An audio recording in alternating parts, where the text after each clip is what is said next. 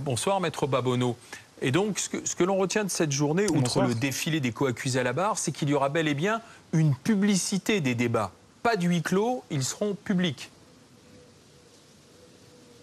Oui, c'était le souhait de notre cliente de pouvoir permettre à ce procès de se passer de manière publique parce qu'elle a été victime de faits qui se sont passés justement de manière dissimulée, de faits qui ont été rendus possibles précisément par la dissimulation extrême pendant près d'une dizaine d'années de ce dont elle était victime. Et aujourd'hui, elle estime qu'il est nécessaire que tout le monde sache ce qui s'est passé dans cette maison, dans cette ville, et que la justice puisse être rendue aussi de manière publique parce que il y a véritablement dans un procès une dimension d'ouverture sur la société.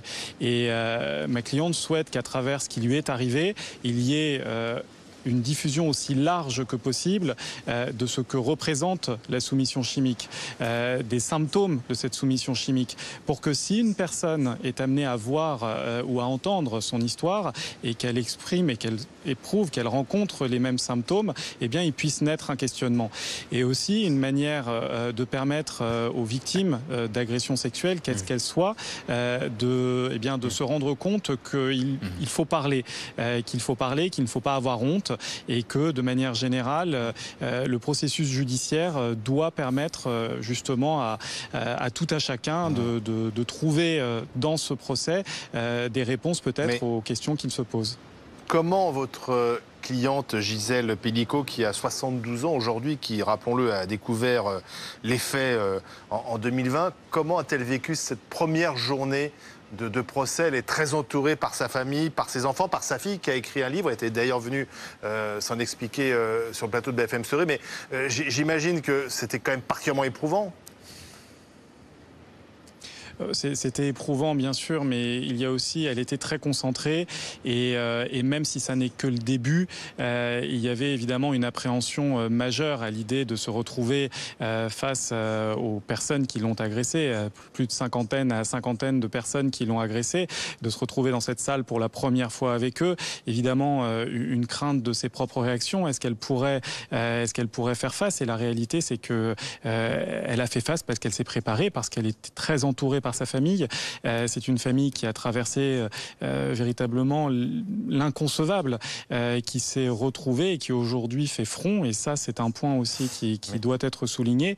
On peut trouver effectivement dans les liens que l'on a avec ses proches la force de faire face et de trouver aussi les uns dans les autres la ressource pour pouvoir se présenter dans un cadre comme celui-ci, qui est un cadre absolument inimaginable. Bien sûr, Maître Babonneau. Il y a 50 co-accusés qui vont tous défiler à la barre, qui vont raconter ce qui s'est passé. Pardon de la question directe, mais tout a été gardé, tout a été filmé. Est-ce que ça veut dire qu'il y aura visionnage aussi de ce qui s'est passé, de la soumission ?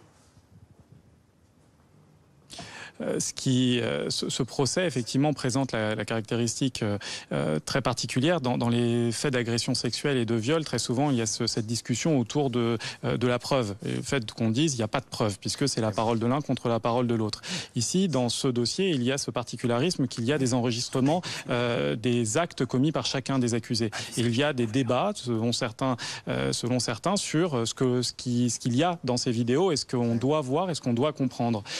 Donc oui, il y aura très probablement, dans le cadre de ce procès, des visionnages en tant que de besoin de certaines vidéos qui ont été tournées de ces actes de viol afin de permettre à la Cour aussi, puisqu'il faut oublier qu'à la fin c'est évidemment un jugement qui est rendu par une Cour, d'avoir les outils et les éléments pour se faire une opinion et pouvoir prononcer une décision, nous l'espérons, de culpabilité au regard notamment de certaines de ces vidéos.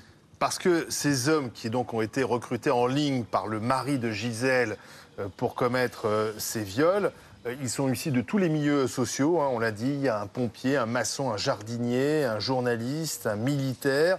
Certains disent en fait qu'ils ne pensaient pas violer Gisèle, ils pensaient qu'elle était consentante, qu'ils participaient à une sorte de jeu érotique.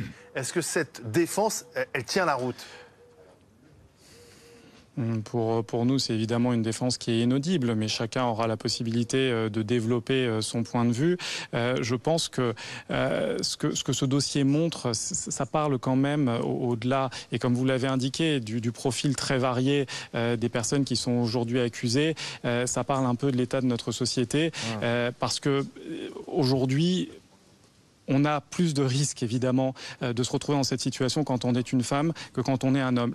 Les agressions sexuelles touchent les hommes, les femmes, y compris sous soumission chimique, mais dans de telles proportions. De trouver un nombre qui dépasse, comme on l'a dit, on est sur une cinquantaine et même au-delà, puisqu'il faut aussi rappeler que certaines personnes n'ont pas été identifiées. On dit souvent, effectivement, qu'on est sur une cinquantaine, mais en réalité, on est sur un nombre bien plus important parce qu'il y a des gens qui n'ont pas été identifiés et qui aujourd'hui sont encore libres, n'ont jamais été inquiétés parce que malheureusement, il n'a pas été possible, d'après les éléments dont on disposait, de les identifier.